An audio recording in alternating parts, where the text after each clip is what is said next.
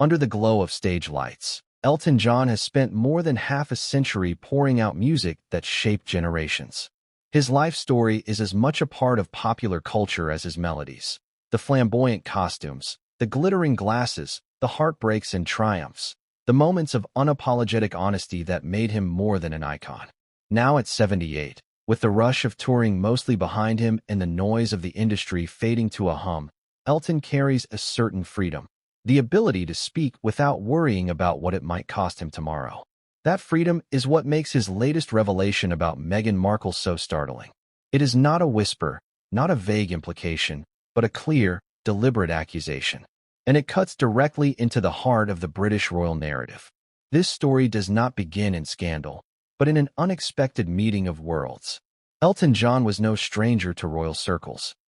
He sang at Princess Diana's funeral, attended royal events, and counted certain family members among his friends. Meghan Markle, at the time, was the fresh face of royal modernization, a Hollywood actress who had stepped into an ancient institution and made it clear she would not simply play a traditional role. When their paths crossed, it was through the glittering network of celebrity philanthropy and mutual acquaintances, places where A-listers and aristocrats mingle under the soft glow of charity galas and private dinners. Before we continue, please hit the like button, subscribe to the channel, and turn on the notification bell for updates. The early encounters were cordial, even warm. Elton, with his history of loyalty to friends, offered a listening ear. Meghan, fresh from the whirlwind of royal life, spoke in measured tones about the pressures she faced. She painted a picture of relentless media intrusion, whispered slights from within the palace, and a constant need to manage her image. To most, it would sound like the challenges of celebrity life. But to someone like Elton, who had fought his own wars with the press, it might have felt familiar. But there was a difference. For Elton, press battles were often about protecting himself or defending someone he cared about openly. Meghan's concerns, according to his account, carried a more strategic edge. She did not speak of responding directly to her critics, but of shifting public perception, subtly, quietly, in ways that would leave her own name untouched. It was in this space of quiet conversations that the request allegedly came. The setting was private, not a formal meeting, not a scripted exchange. Just two public figures in a moment of apparent trust. Meghan, Elton says, leaned in with the kind of calculated sincerity that suggests every word has been chosen carefully. She told him there were people within the royal family whose influence over the press was damaging her reputation. She framed it as self-defense, a way to protect her image from stories she claimed were either exaggerated or outright false. Then came the part that would lodge itself in Elton's memory.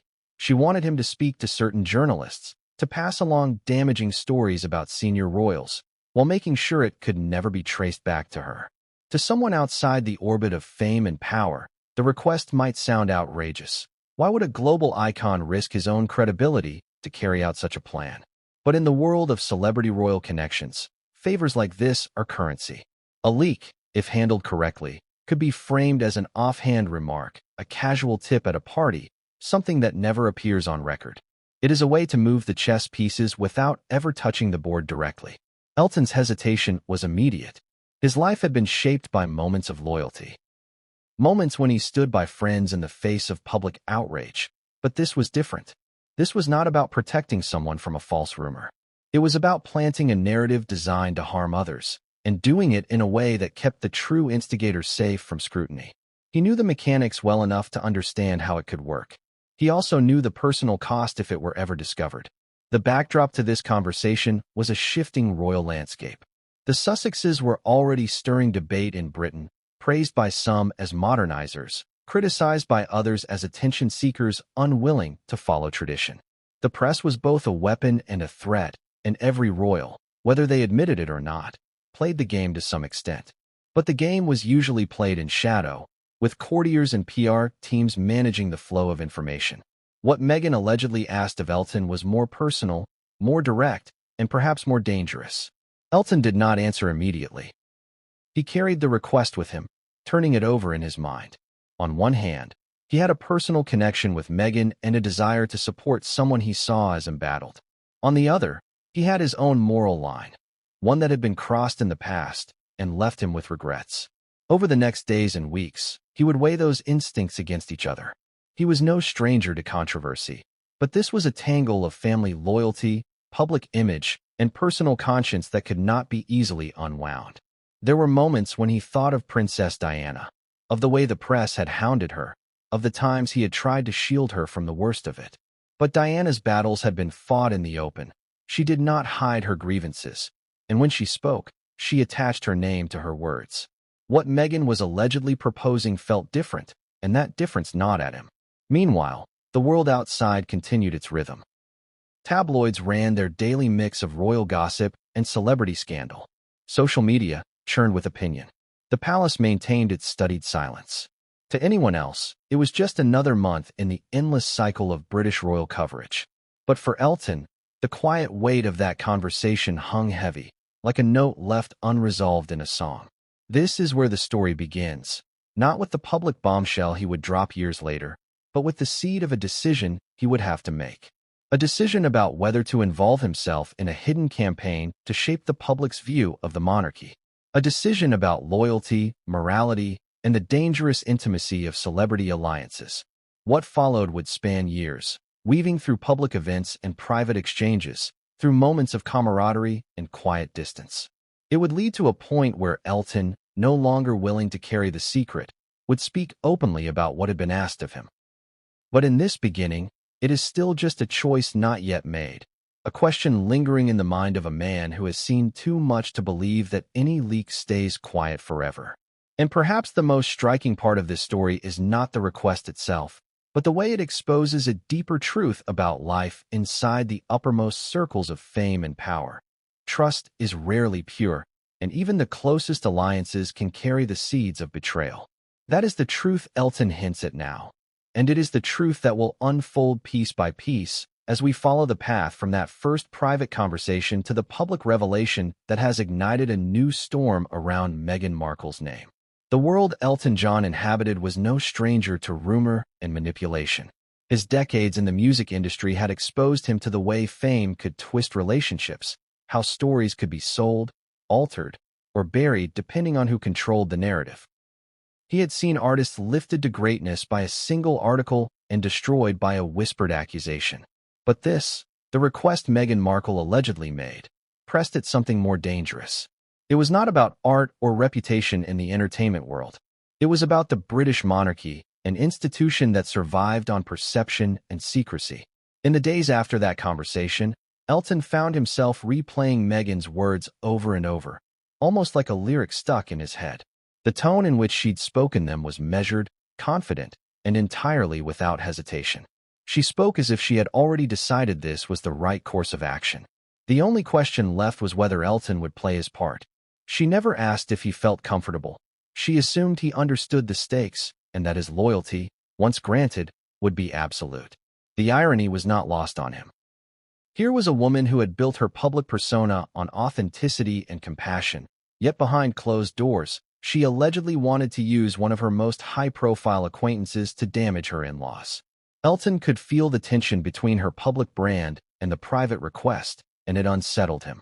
In his experience, this kind of duality, the polished exterior hiding a far more calculating core, was not unusual in fame. But it was dangerous.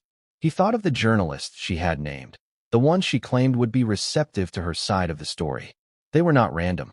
These were writers who had a history of publishing insider accounts that skirted legal trouble by attributing details to sources close to the matter. They knew how to dance along the edge of libel without tipping over, and Meghan, if Elton's account is to be believed, knew exactly who they were and how to use them. This was the first warning sign for Elton. She was not looking for him to pass along vague gossip. She had specifics in mind, stories that painted certain senior royals as cold, manipulative, and hypocritical. Stories that would chip away at their reputations without ever mentioning Meghan's name. She was offering him a ready-made package, a carefully crafted narrative disguised as spontaneous truth. In his quiet moments, Elton began to imagine the fallout. If he went through with it, the leaks could create real damage inside the royal family. They might also cause lasting fractures between him and people he had known for decades. While he was not an official royal confidant, his connection to Princess Diana's memory still meant something. Many in the royal circle respected him for how he had honored her life and shielded her memory. To be caught in a scheme like this could erase all of that. And yet, he also understood the power of sympathy. Meghan knew that portraying herself as a victim could shift public opinion. If certain royals were made to look cruel or indifferent, her own image could rise without her ever having to publicly defend herself. It was a move from a playbook Elton had seen used by politicians, executives, and entertainment moguls. Only this time, it was being aimed at one of the most famous families in the world. There were moments when Elton almost convinced himself to agree.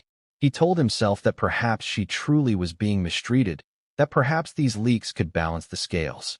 But the other side of him, the side that had fought through decades of media wars, kept asking one question. Once you start down this path, where does it end? One story leads to another. One leak becomes a steady drip. And eventually, the truth becomes so tangled with invention that no one can tell them apart. As the days turned into weeks, Elton began to notice subtle changes in his interactions with Meghan. She would drop small comments about certain royals in casual conversation, little jabs that seemed harmless in isolation but began to form a pattern.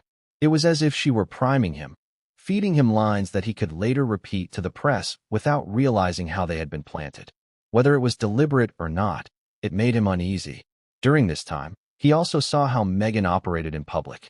At charity events, she was warm, articulate, and camera-ready.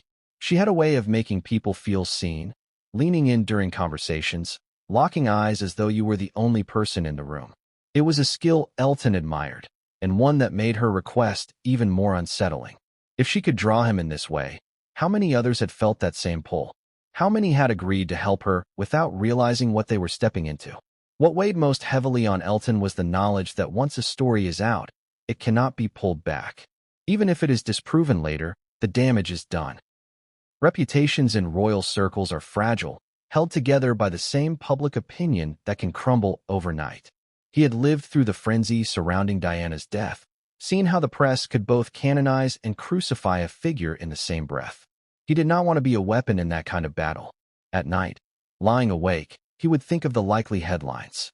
They would not name him directly, but insiders would know where the information came from.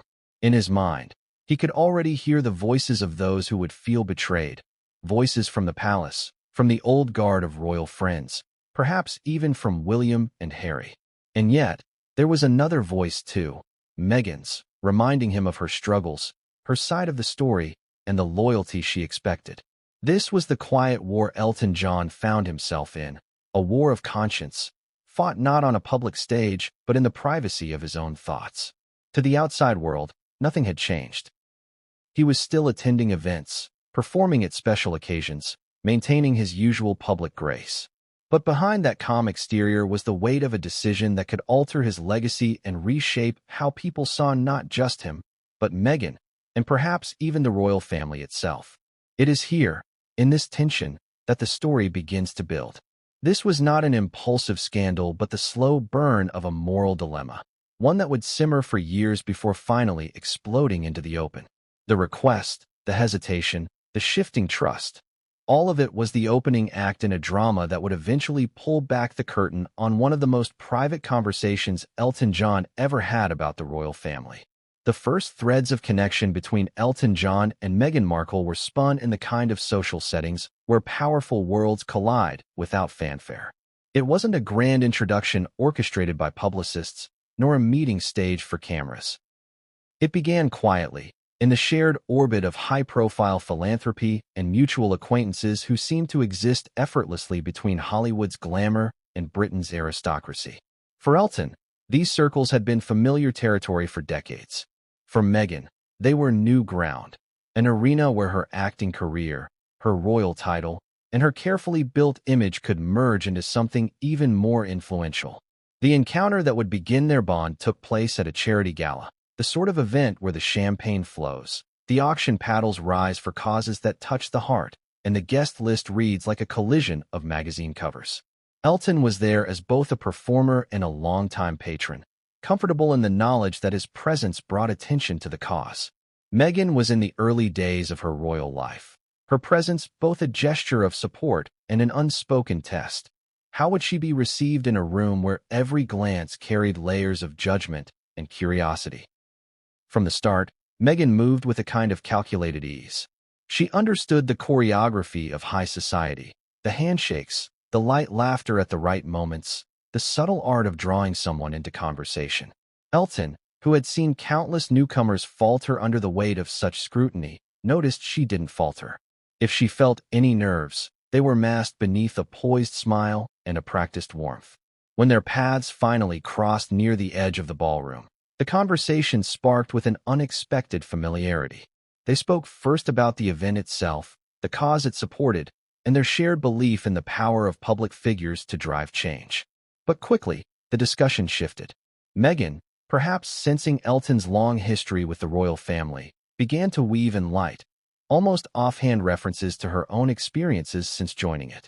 These were not complaints exactly, but observations, the kind that hinted at the complexity beneath the public facade. Elton listened without pressing, his responses measured, his interest genuine but guarded. He had learned long ago that in these early exchanges, it was often what wasn't said that mattered most. Over the next several months, their paths crossed again at similar events. Sometimes it was a formal charity dinner, other times a more intimate gathering in a private home where guests lingered over wine and conversation stretched into the early hours. Each time, Meghan seemed to peel back another layer, sharing small personal moments that painted her as someone navigating a storm she hadn't anticipated. She spoke of the relentless attention from the press, the strain of balancing royal duty with personal identity, and the quiet battles fought behind palace walls. There was a vulnerability in her tone that contrasted with the polished image she presented in public, and it caught Elton's attention. Elton, for his part, offered glimpses into his own life. Stories of navigating fame, of friendships tested by public scrutiny, of standing beside those he believed in even when it came at a cost. He didn't position himself as a mentor, but there was an unspoken understanding that he had walked through similar fires. Meghan seemed to value that. In those moments, their bond began to solidify, built on the mutual recognition of what it meant to live under a spotlight that could warm or burn. There was also a sense of shared connection to Princess Diana. Meghan would sometimes mention her, not in grand terms, but with a kind of quiet reverence, acknowledging the parallels others drew between them.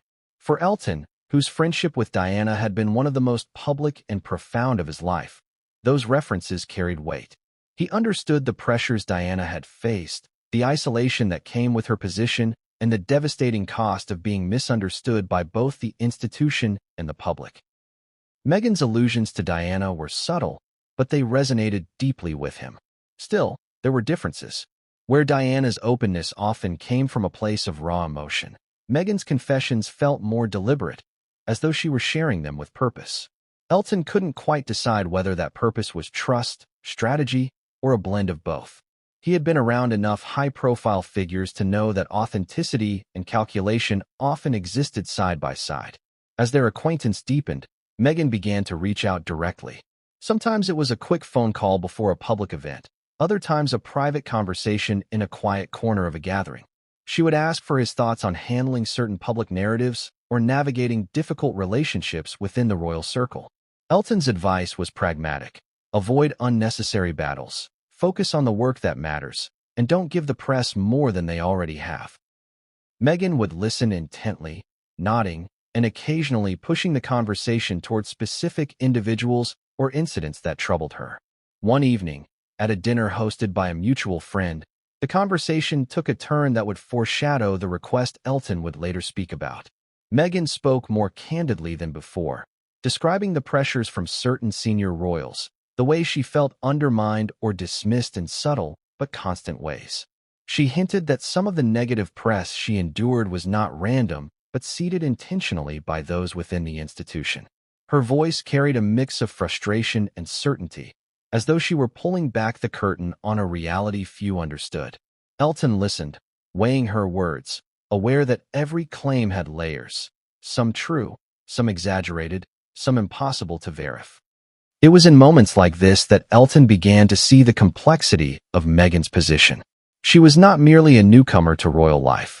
She was someone attempting to reshape it while still learning its unspoken rules. That ambition could be admirable, but it also made her a lightning rod for conflict. The more he understood about her world, the more he recognized the potential for both genuine injustice and calculated maneuvering. In that understanding, their bond took on a certain tension, respect mixed with caution, empathy tempered by experience.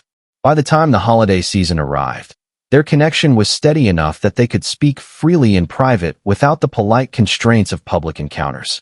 Meghan seemed increasingly comfortable sharing her grievances with him, and Elton, though guarded, allowed himself to be drawn into her perspective.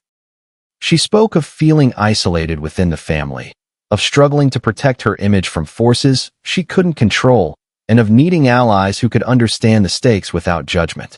Elton understood, but he also knew that in such a world, allies could quickly become pawns. It was in this atmosphere of mutual confidence and subtle testing that the foundation was laid for the conversation that would change everything. The trust was there, the personal rapport well established.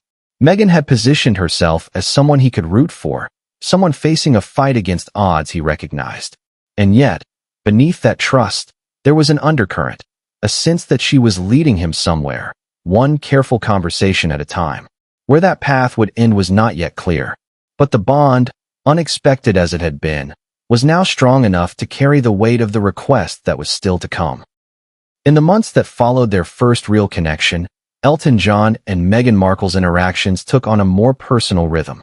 They were no longer simply two high-profile figures exchanging polite words at public events. The conversations became warmer, more familiar, and, increasingly, more candid. Where their early talks had been peppered with small talk and carefully guarded comments, there was now an unspoken understanding that they could step beyond the surface. This growing trust was nurtured in settings far from flashing cameras and microphones. There were private lunches at discreet restaurants where the staff knew better than to hover too long. There were phone calls that stretched late into the night, often sparked by Meghan reaching out to talk through a situation or share a frustration. Sometimes, they were nothing more than brief check-ins, a quick hello before one of them stepped into a public event.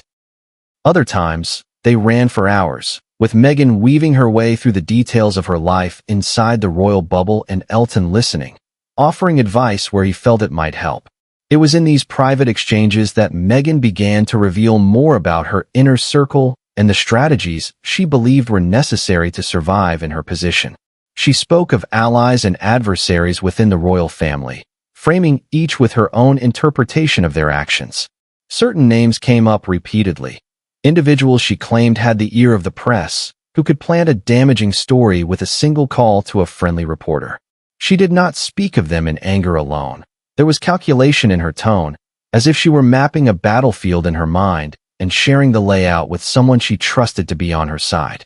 Elton, ever perceptive, recognized that what she was sharing was not simply the venting of a friend under pressure. There was a strategy taking shape in these conversations, even if it wasn't always spoken aloud. Meghan seemed to believe that to protect herself, she needed to control not only her own image but also the public perception of those around her. Whether she saw this as self-defense or as a necessary step toward her goals, she made it sound reasonable, even justified. This deepening trust wasn't one-sided. Elton, in turn, shared parts of his life that few outside his closest friends had heard directly from him. He spoke about his battles with addiction, the years when he felt hounded by the press, and the times he had stood by friends despite the risk to his own reputation. He recounted moments with Princess Diana, both her warmth and her pain, in ways that made Meghan listen intently, her head tilted slightly, as if absorbing every word. The connection to Diana remained a subtle but powerful undercurrent between them, a point of shared reverence that seemed to bind their perspectives.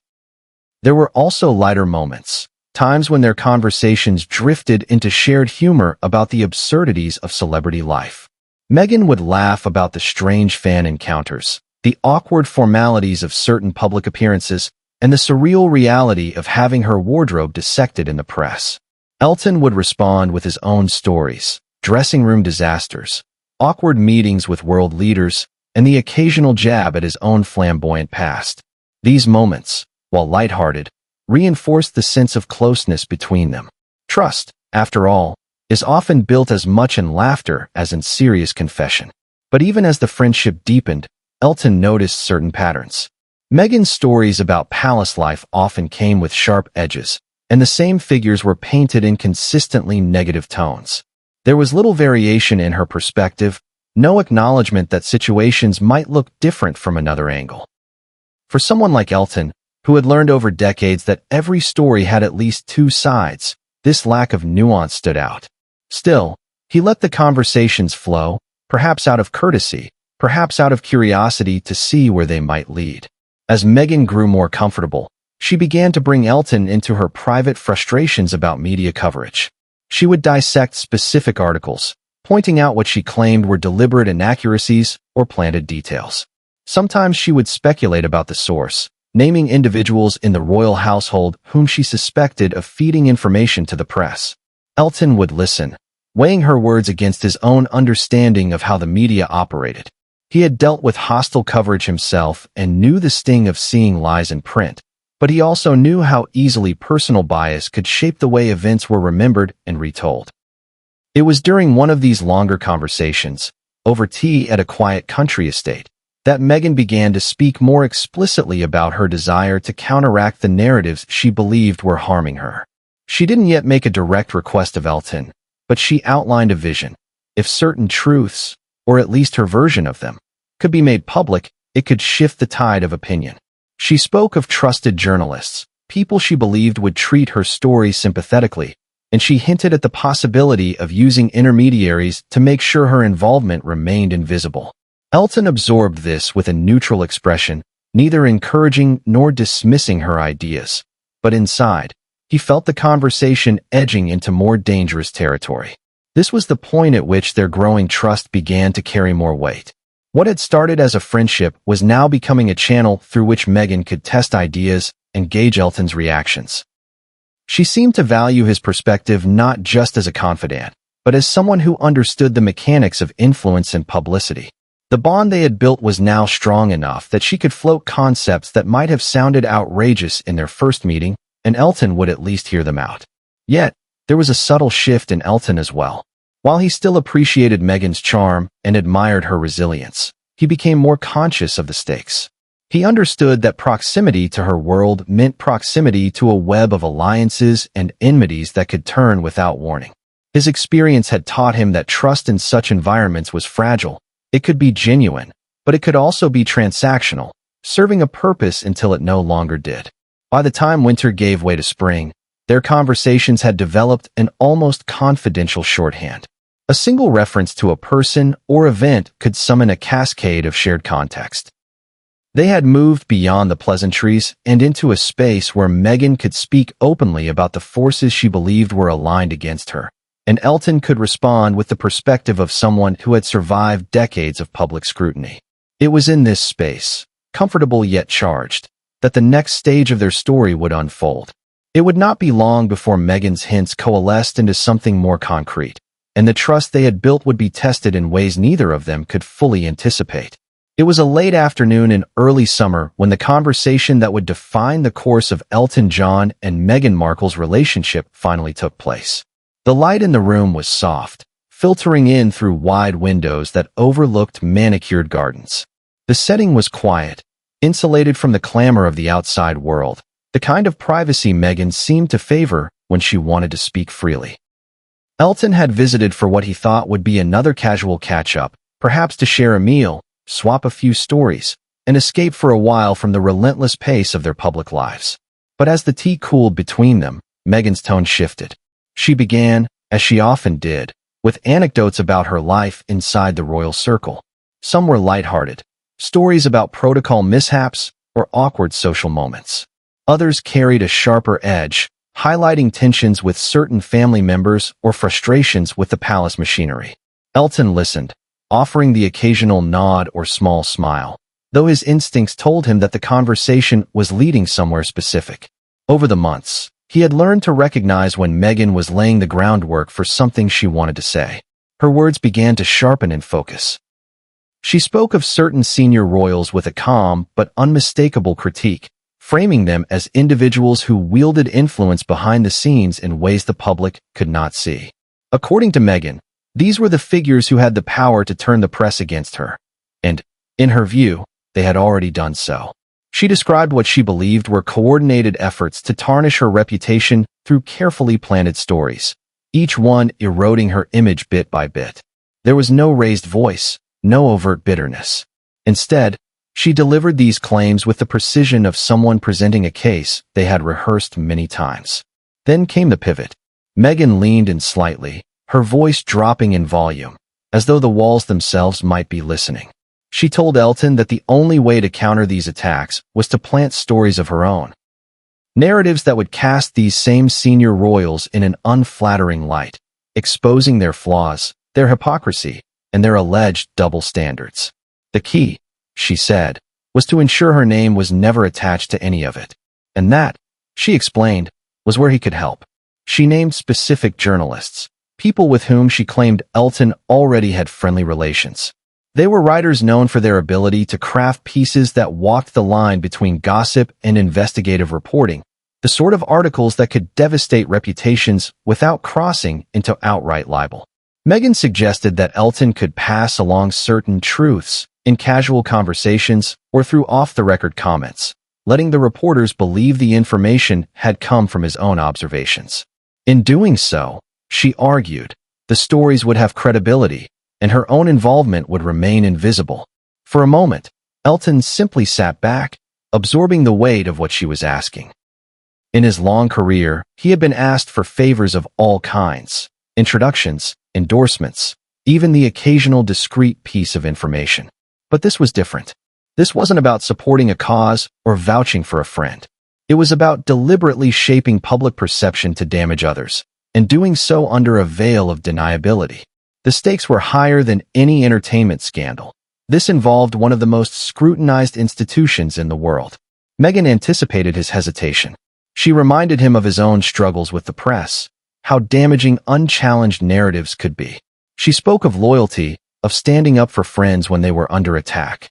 She even referenced Princess Diana, suggesting that Diana had suffered from a lack of people willing to go to bat for her in this way. The implication was clear. If Diana had been defended as Meghan was asking Elton to defend her, perhaps her story might have unfolded differently. Elton's mind raced. He thought of his long-standing connection to Diana, of the trust she had placed in him. He considered the friends he had lost and the bridges he had burned in moments of loyalty, and how some of those decisions had come back to haunt him. Part of him understood Meghan's desperation.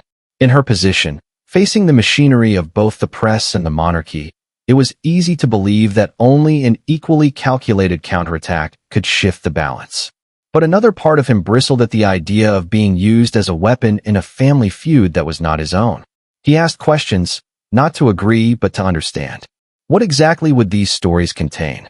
How would they be framed? Meghan had answers ready. She outlined a few potential narratives. Nothing overtly fabricated, she insisted, but carefully chosen details and half-truths that would paint the royals in a less favorable light. These could be about past behavior, contradictions in their public image, or even old controversies that had faded from memory but could be reignited with the right push. She made it sound surgical, almost clean, as though reputations could be adjusted like photographs in post-production. Elton found himself recalling the chaos that followed any major leak in royal history. He had seen how even the smallest whisper could spiral into a frenzy, how the press would pick apart every nuance until the original story was unrecognizable. Once unleashed, there would be no controlling it, and no taking it back. He told her as much, but Meghan brushed it aside, confident in her belief that with the right approach, they could control the narrative. There was a pause then, a long silence where the only sound was the faint ticking of a clock in the next room. Elton knew that in this moment, his decision, whether to say yes, no, or even "I'll think about it," would define the future of their relationship. He also knew that whatever choice he made, the knowledge of what she had asked would remain with him.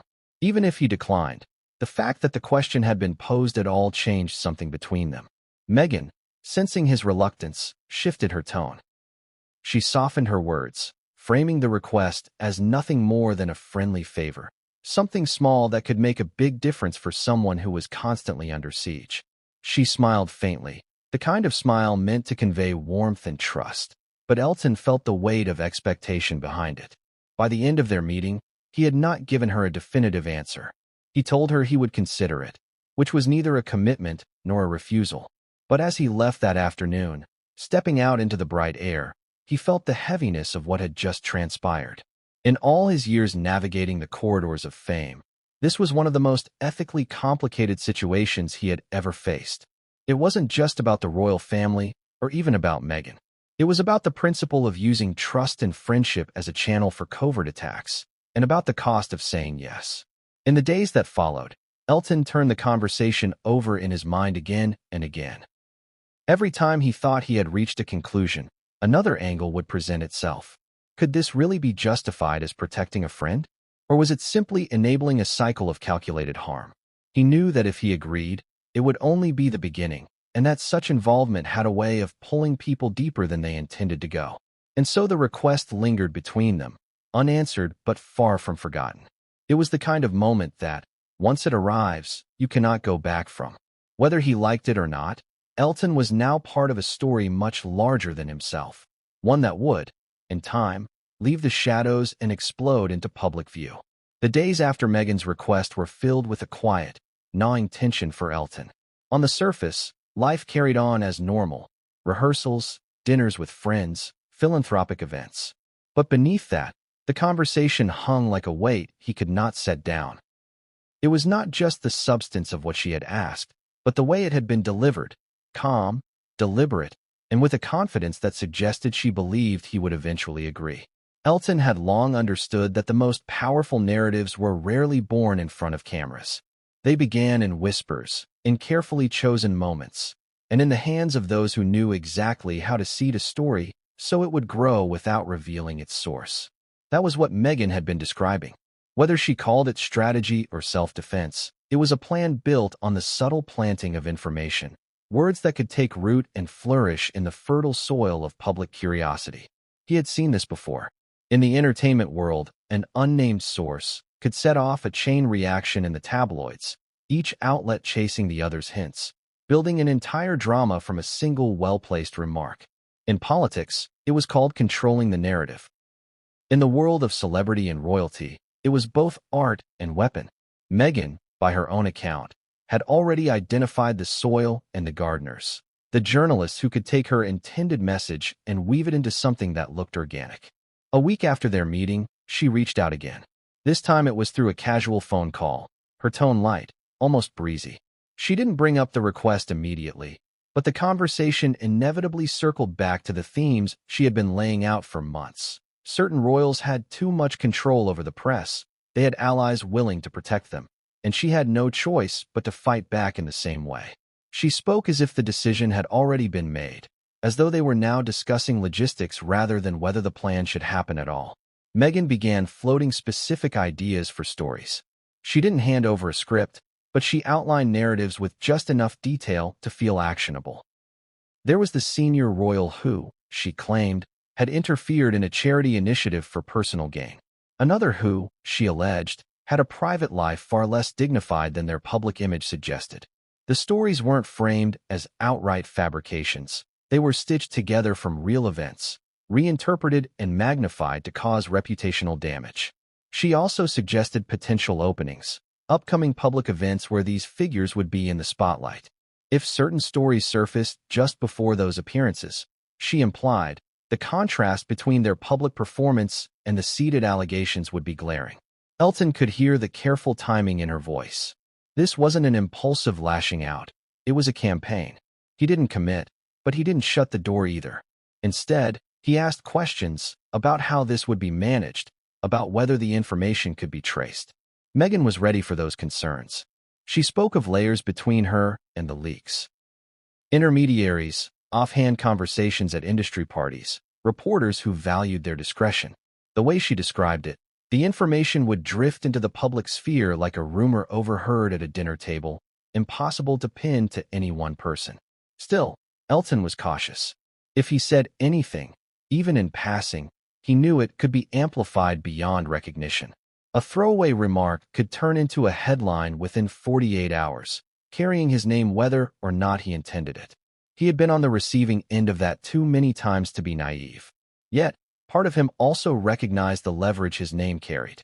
If a journalist believed the tip was coming from Elton John, whether or not they could quote him, it would be taken seriously. As the weeks passed, Meghan's approach shifted subtly. She began to weave parts of her intended stories into their casual conversations, almost as if to normalize them. She'd tell a brief anecdote, mention a detail she'd heard, and then move on. These fragments, once planted in Elton's mind, were harder to separate from his own recollections. He realized later that this was a technique in itself, making the information feel like common knowledge so that repeating it didn't feel like delivering a leak. One particular evening, at a small gathering in a friend's London townhouse, Elton found himself standing beside a journalist Meghan had once mentioned. The conversation was harmless enough, centered on the event they were attending, until the reporter made a passing remark about the tension within the royal family. Without meaning to, Elton heard himself recalling one of the stories Meghan had shared, not in full detail, but enough to hint at something more. The journalist's eyes lit up, the way they always did when a door cracked open to a story. Elton felt a jolt of unease. Even though he hadn't confirmed anything, he knew he had just given that reporter a thread to pull. It was in that moment he understood how easy it would be to play the role Meghan wanted without even realizing it. A nod here, a knowing smile there, the press could run with less. He wondered if Meghan was counting on that, if the very act of telling him these stories was part of the planting process, whether or not he consciously agreed to spread them. The machine began to move. A month later, an article appeared in a popular tabloid. It hinted at misconduct by one of the royals Meghan had spoken about, stopping short of outright accusation, but raising enough questions to tarnish the image. There was no mention of Meghan, no trace of her involvement. The piece read like a carefully assembled patchwork of half-truths and speculative framing. Elton could not say for certain whether it came from anything he'd said or from another source entirely, but the parallels to Meghan's earlier descriptions were undeniable. He remembered her satisfied tone when they next spoke, though she never acknowledged the article directly. Instead, she simply remarked that sometimes the truth has a way of coming out, as if fate itself had played a hand. That was when Elton began to see the scope of what she was doing. Planting seeds didn't always require active participation. It could be as simple as telling the right person the right story, knowing it would travel on its own. And whether or not he intended to be part of it, he was in the garden now, surrounded by growing vines of rumor and innuendo. He found himself caught between conflicting instincts, the desire to distance himself from the campaign, and the awareness that the more he resisted, the more Meghan might see him as unreliable. He had been in enough high-stakes circles to know that being marked as untrustworthy could have consequences of its own. The seeds had been planted, and some were already taking root in the press. But Elton knew that what was sprouting now was only the beginning. The full bloom, and the fallout, would come later, and when it did, there would be no denying that the planting had been deliberate.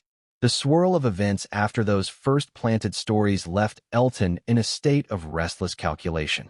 It was not panic, not yet, but the creeping sense that he was standing on a shoreline watching a tide come in faster than expected. The request Meghan had made, the seeds she had sown in conversation, and the ripples appearing in the press were no longer abstract possibilities. They were living, breathing developments unfolding in real time. And whether he had meant to or not, Elton was caught in the undertow. It was during this period that his moral crossroads came into sharp relief. He had spent decades cultivating an image that balanced candor with discretion. People trusted him because he spoke his mind when it mattered, but he was not known for leaking or manipulating through back channels. His advocacy for causes, his defense of friends, his tributes to those he loved, all had been done openly, with his name attached. Now he found himself entangled in something that operated entirely in the shadows, where intent could be twisted and the truth would always be a matter of perspective. Every day brought reminders of the stakes. He would see a headline hinting at dysfunction inside the royal family, and without reading more than a few lines, he would recognize the fingerprints of a story Meghan had described. Sometimes the details matched exactly. Other times they seemed exaggerated, mutated into something sharper and more damaging. The fact that he could not be sure whether these pieces came from his own words, her other contacts, or the inevitable churn of gossip did little to ease his discomfort. Elton's conscience began to press on him. He had lived long enough to know that in high-profile conflicts, there were no permanent winners, only survivors. The press might feast on these stories now, but eventually, the attention would turn, and the same tactics Meghan was using could be turned against her. And if his name ever surfaced in connection to them, it would not matter whether he had acted with full intent or by accident. The public would decide the narrative, and he would have no control over it. In moments of solitude, he weighed his options. One path was to withdraw entirely, to cut off contact, avoid situations where these topics might come up, and make it clear, without fanfare, that he would not be a messenger for anyone's private agenda. It was the cleaner choice, the safer one. But another path, more complex, tugged at him. He could stay close enough to monitor what was happening, perhaps even steer Meghan away from the more destructive moves she seemed poised to make. To walk away might be to abandon any influence he had to temper her strategies. The trouble was, influence in such situations was always tenuous. People who believed they were in control of their own game rarely welcomed advice to change course. Meghan was confident, persuasive, and unyielding when she thought she was right. Trying to redirect her would be like trying to turn a river with bare hands. There were moments when he thought about confronting her directly, telling her that he understood what she was doing, that he saw the threads between their conversations and the stories appearing in print. But each time, he imagined the fallout.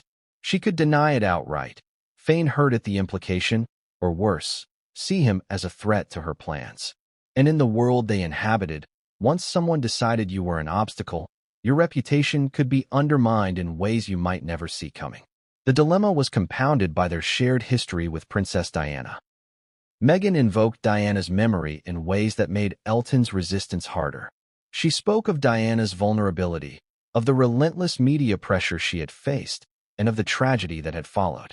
Implicit in her words was the suggestion that she, too, was fighting a battle for survival against forces that would crush her if she didn't fight back. To refuse her, in that light, felt like turning his back on a cause Diana herself might have understood. But Elton also knew that invoking Diana's memory could be a powerful manipulation. He had been close enough to her to understand that while she was often a victim of the press, she had also engaged with it strategically when it served her purposes. The difference was that Diana's gambits had been her own.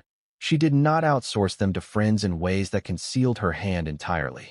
Meghan's request carried that extra layer of remove, designed to shield her from any blowback. In quieter moments, Elton reflected on his own legacy. He had fought battles worth fighting, made enemies worth having, and earned the respect of people who valued his integrity. That integrity was his currency, in music, in philanthropy, and in his personal relationships. Was he willing to risk it for a covert campaign whose outcomes he could not control? One evening, after a charity performance, he found himself alone in the dressing room, staring at his reflection in the mirror. The lights around the frame cast a halo that only deepened the lines in his face. The map of a life lived under relentless attention. He thought about the decades of work it had taken to build something enduring, and how quickly it could be chipped away if people began to see him as a willing participant in royal sabotage. The crossroads was not simply a choice between yes or no. It was a question of who he wanted to be in the final chapters of his life and career. Did he want to be remembered as someone who lent his voice to causes he believed in, or as someone who allowed his voice to be used for battles that were not truly his own? In the weeks that followed, Elton began to put quiet boundaries in place. He still spoke to Meghan, but he steered conversations away from the most sensitive topics. When she mentioned certain names, he responded with vague comments rather than anything concrete. He became more guarded at public events, careful not to be overheard saying anything that could be spun into a headline. And yet, the sense of being involved did not fade. Once you were drawn into the machinery of influence and perception, stepping back was never as simple as it seemed. The moral choice might have been clear in theory, but in practice, it was clouded by loyalty, history, and the knowledge that in this world, every relationship was part personal, part political. Elton knew he was still on the road toward a decision, one that would eventually force him to either break clean or accept the role Meghan had envisioned for him. And he understood that whichever road he chose, it would shape not just his relationship with her, but his standing in circles that had been part of his life for decades. The first time Elton saw one of Meghan's suggested narratives appear in the press, it was almost surreal. It wasn't a direct copy of what she had said to him, but the skeleton was unmistakable. The story broke in one of the mid-tier tabloids, not the most prestigious outlet, but one known for its ability to stir conversation that would ripple outwards into larger publications. It hinted at questionable behavior by a senior royal, cloaked in the language of exclusive insider and sources close to the matter. There were no direct accusations, just enough smoke to make readers wonder about the fire. At first, Elton tried to convince himself it might be coincidence. After all, royal gossip had its own ecosystem. Stories rose and fell on the tides of speculation, and even without Meghan's involvement, the press could invent narratives with a precision born from years of practice. But as he read the piece again, certain phrases caught his attention, lines so similar to Meghan's wording in private conversations that it felt less like coincidence and more like transcription. The effect was immediate. Within hours, social media was buzzing, with speculation spiraling far beyond the article's restrained wording. Commentators on television and radio shows debated the implications, some treating the claims as fact, others questioning the timing. And, as Meghan had predicted, the royal in question was scheduled for a high-profile public appearance just days later. By the time they stepped into the spotlight, the cloud of suspicion had already settled. Elton's stomach tightened as he watched the coverage. He knew that public perception could turn on the thinnest of provocations, and here was a perfect example. A half-formed accusation had been enough to tilt the balance, making every gesture, every facial expression of the royal seem open to negative interpretation. It was the strategy Meghan had described in action, and it was working. Over the next weeks, more stories began to surface. They were scattered across different outlets, each targeting different members of the family. Some leaned heavily on old controversies, dredging up events that had faded from public memory. Others hinted at new tensions, suggesting behind-the-scenes rivalries and conflicts. The common thread was their indirectness, enough to be intriguing, but never enough to be nailed down as outright falsehoods. In conversations with Meghan during this time, Elton noticed that she never directly acknowledged these stories as part of her plan. She spoke about them with an almost detached curiosity, remarking on how interesting it was that certain truths were coming to light. But there was a gleam in her eye, a quiet satisfaction that made her pleasure in these developments hard to miss. She would sometimes shift the conversation to how the public's sympathy seemed to be swinging in her direction, as though she were simply observing a natural shift rather than one she had helped to orchestrate. The press, for its part, was doing what it always did, chasing momentum. Once a narrative took hold, other outlets rushed to cover it, adding their own sources and interpretations. The original story, whatever its truth, became a foundation on which a dozen variations could be built. This was the danger Elton had foreseen. Once the machinery started turning, no one could control where it would go. He began to feel the weight of every casual remark he had ever made in the presence of a journalist, every knowing look or hesitant answer that could be twisted into confirmation. He could not shake the thought that even if he had not directly passed on Meghan's stories, his mere proximity to her, his public association with her, might lead people to believe he had. In the court of public opinion, implication could be as damaging as proof. The most unsettling moment came when an article surfaced in a major international outlet, one with far more credibility than the gossip pages. It framed itself as a deep dive into unspoken tensions within the royal family, quoting unnamed friends of key insiders. The details were sharper this time, the language more pointed. And while Elton's name was nowhere to be found, some of the anecdotes were ones he had only ever heard from Meghan. That night, he received a message from an old friend in the royal circle, someone who had always trusted him implicitly. The tone was polite but cool, a subtle warning wrapped in courtesy. "You've always been someone who knew how to stay above the fray," the friend wrote. "I hope you're keeping it that way now." It was not an accusation, but it was close enough to make Elton's chest tighten. He began to understand that his role in this was no longer something he could quietly ignore. Whether he had spoken directly to the press or not, the appearance of involvement was already there. And in the world of royalty and celebrity, appearance was reality. The stories kept coming, and their targets began to overlap. A narrative was forming in the public consciousness, one in which Meghan was a misunderstood figure fighting against an entrenched and unfriendly establishment. It was a powerful frame, and it was gaining traction. The royals, bound by tradition and protocol, could not publicly respond to every rumor without risking further escalation. That silence, in turn, gave the stories more weight. For Elton, the hardest part was watching the plan play out exactly as Meghan had described it, knowing he had been close enough to see its construction but not far enough to be completely uninvolved. The effectiveness of the strategy was undeniable. The cost, however, was becoming clearer by the day, not only for those being targeted but for anyone associated with the campaign. He began to ask himself a question that would linger in his mind for months. Even if these stories had truth to them, was this the right way to bring that truth to light? Was calculated damage a justifiable tool when reputations, relationships, and even the stability of a family were at stake? The press had tasted blood, and they would not stop on their own. Meghan's seeds had not just sprouted, they had spread into a thicket that was now feeding itself. The only question left for Elton was whether he would step back before the undergrowth closed in around him completely, or whether he was already too entangled to escape. The shift was subtle at first. In the early weeks of the media storm, the focus was almost entirely on the royals who were the subjects of Meghan's carefully seeded narratives. The public conversation revolved around their alleged failings, their supposed hypocrisy, their rumored missteps. But behind the scenes, a quiet backlash was beginning to gather pace, one that didn't erupt with headlines or public statements, but instead moved in whispers, closed-door conversations, and deliberate social distancing. Elton felt it before he saw it. There were small signs. Invitations that used to arrive promptly now came later or not at all, a slight cooling in the tone of acquaintances who had always been warm. It was nothing overt enough to point to, but enough to notice. In certain circles, silence could be more pointed than confrontation, and Elton knew that silence was speaking loudly now. Part of this quiet backlash came from within the royal orbit itself. People who had once been comfortable sharing information or casual banter with him seemed more reserved. The knowing glances, the unspoken camaraderie that came from decades of mutual trust, were replaced with a kind of polite caution. They never accused him outright, but the implication was there.